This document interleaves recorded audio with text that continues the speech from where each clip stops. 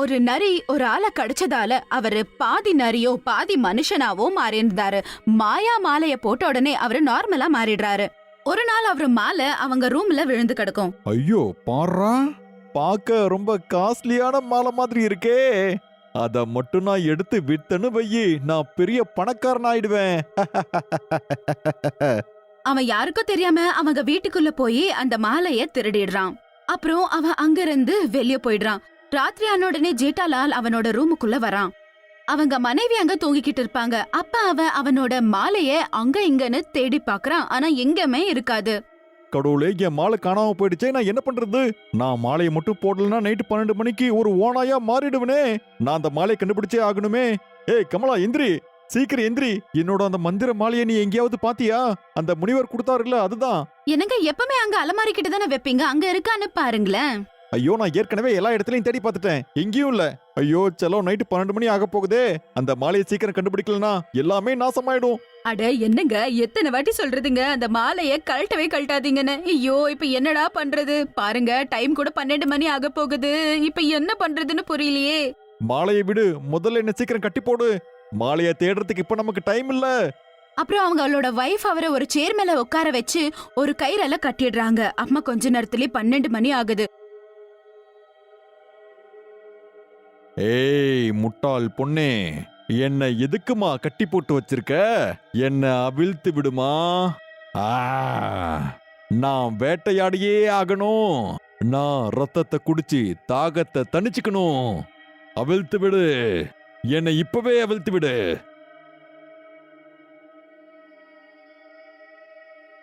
அட கடவுளே, என்னடா ஆச்சு? ஐயோ ஐயோ, என்னங்க நீங்க கொஞ்சம் காமா இருங்க. காலையில ஆன உடனே எல்லாம் சரியாயிடும். ஜனங்க யாருக்காவது தெரிஞ்சிச்சுன்னா அதுக்கப்புறம் அவங்க வந்து உங்களை கொலை பண்ணிடுவாங்க.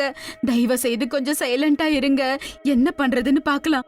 அவங்க உங்களை சாகடிச்சிடுவாங்க. ஆனாலும் அந்த நரி கேட்காம ரொம்ப ஜோரா கத்த ஆரம்பிக்குது. ஊர் ஜனங்களுக்கு எல்லாருக்கும் கேக்குது.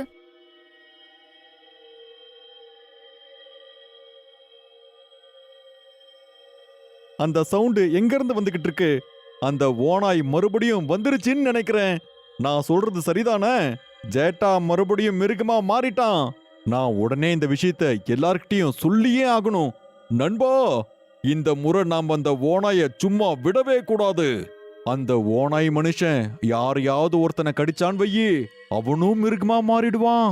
ஆமாப்பா, நீ சொல்றது சரிதான்ப்பா. வாங்க எல்லாரும் அவனோட வீட்டுக்கு போவோம். எல்லாத்தையும் அடிச்சு நொறுக்கி நெருப்பு வச்சிருவோம். ஏய் மிருகமே, வெளியில வாடா. இன்னைக்கு நான் உன்னை கொல்லாம விட போறதில்ல. நம்ம எந்த விஷயத்த பத்தி யோசித்து பயந்துகிட்டு இருந்தோமோ அதே நடந்துடுச்சு.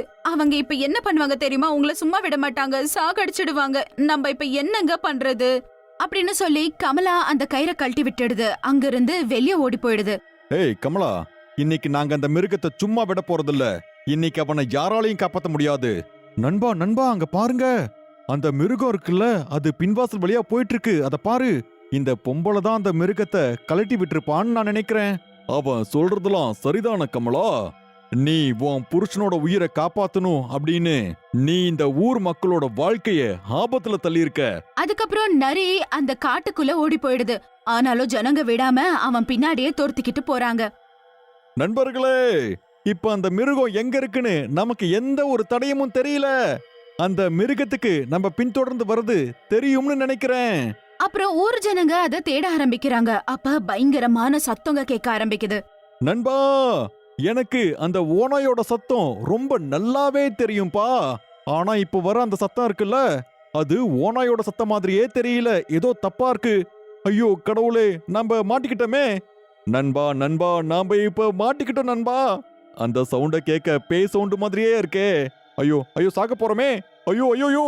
அவங்க அங்க நின்னு பாத்துக்கிட்டு இருக்கும் போதே அவங்க முன்னாடி பயங்கரமான ஒரு பேய் வந்து நிக்குது. எல்லாரும் பயப்படுறாங்க. அட, எனக்கான உணவு என்ன தேடி வாய்க்கிட்டே வந்துடுச்சு.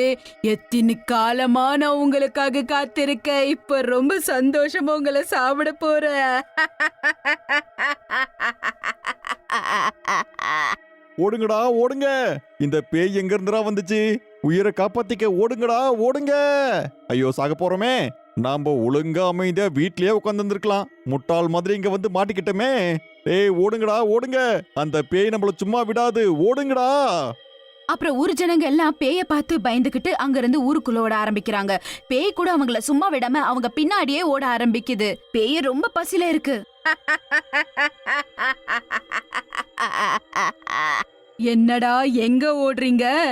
என்ன எவ்வளவு அலைய வைக்கிறீங்களோ அவ்வளவு துடிச்சு துடிச்சு சாகடிக்க போறேன். ராஜு நண்பா, இப்ப என்ன பண்றது? நாம எங்க போனாலும் அந்த பேய் நம்மள பின்தொடர்ந்து வந்துகிட்டே இருக்கே நண்பா, நாம இப்ப என்ன பண்றது? அதுக்கப்புறம் ஜோரா பேசுற இந்த சத்தம் கேட்ட உடனே கமலா அதோட வீட்ல இருந்து வெளியே வருது.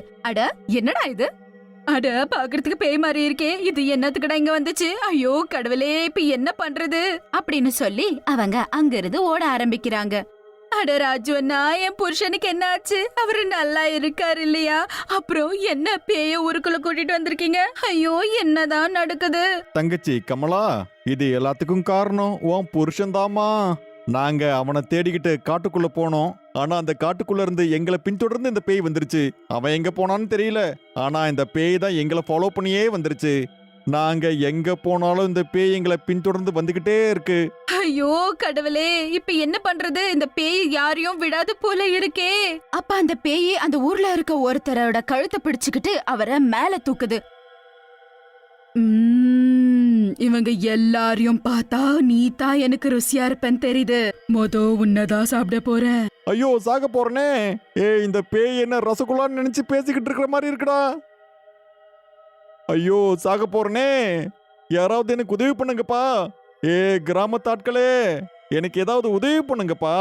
ஐயோ சாக போறனே, சாக போறனே. அப்ப அந்த பேய் ஒரு கட்டையை எடுத்துன்னு வந்து அந்த பேயை அடிச்சு அத அடிக்க ஆரம்பிக்குது. ஏய் அவரை கீழே விடு, அவளை கீழே விடுன்னு சொல்றேன்ல பேயே, கீழே விடு.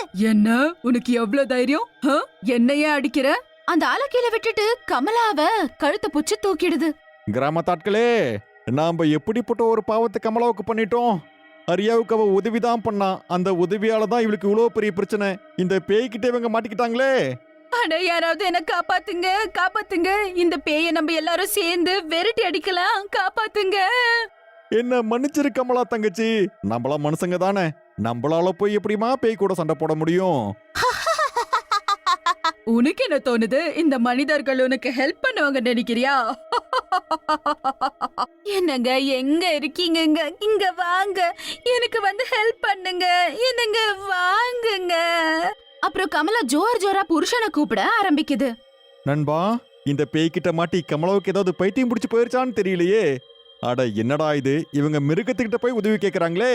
அப்ப ரொம்ப வேகமா காத்து வர ஆரம்பிக்குது. அதுக்கப்புறம் ஏதோ விசித்திரமான சத்தங்க, யாரோ கத்துற சத்தங்க கேக்குது.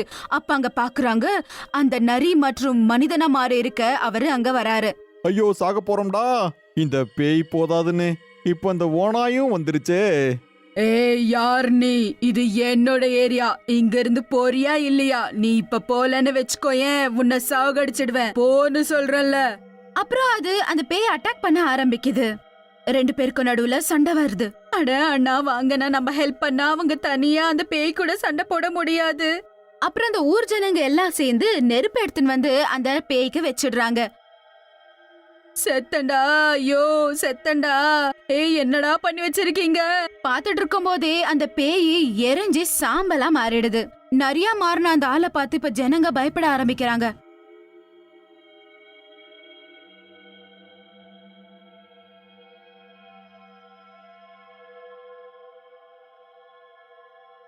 என்னங்க சாந்தமா இருங்க, எதுவும் ஆகாது உங்களுக்கு. உங்களை யாரும் எதுவும் பண்ண மாட்டாங்கங்க. நண்பா, ஏன்பா நீ அந்த மாலையை போட்டுக்கல? மகாமுனி சொன்னது உனக்கு ஞாபகம் இல்லையா? ஐயோ, நான் காலையில் திருடுனல்ல, அந்த மாலையை பத்தியா பேசிட்டு இருக்காங்க. நான் அப்படிப்பட்ட மாலையை திருடிட்டேனா? கமலா தங்கச்சி, நீங்க எல்லாரும் இந்த மாலையை பத்தியா பேசிட்டு இருக்கீங்க? இந்த மாலை இருக்குல்ல, இத உங்க வீட்டுக்கு வெளியில நான் பார்த்தேன். கடவுளுக்கு நன்றி, அந்த மாலை கிடைச்சிருச்சு. ஆனா உன் கழுத்துல போய் இந்த மாலையை யார் போட போறாங்க? நான் அவருக்கு இதை போட்டு விடுறேன். தங்கச்சி கமலா, நீ மட்டும் அதுக்கு பக்கத்துல போனான்னு வையே, அது உன்னை அப்படியே கொன்னு சாப்பிட்டுரும். எனக்கு என் கணவர் மேல நம்பிக்கை இருக்கு, அவர் எதுவும் பண்ண மாட்டாரு. அப்புறம் கமலா தைரியமா போய் அந்த மாலைய போட்டு விடுது. மாலைய போட்ட உடனே நார்மலா மாறிடுறாரு. என்னங்க நீங்க நல்லா ஆயிட்டீங்கல்ல? நல்லா இருக்கீங்கல்ல? ஜேட்டா நண்பா, என்ன மன்னிச்சிருப்பா. நாங்க உன்னை கொல்லணும்னு நினைச்சோம். ஆனா நீ உன் வாழ்க்கைய பத்தி கொஞ்சம் கூட கவலைப்படாம நீயா வந்து எங்க உயிரை காப்பாத்திருக்க. அப்புறம் ஜேட்டாலால் ஊர் ஜனங்க எல்லாரையும் மன்னிச்சு விட்டுடுறான்.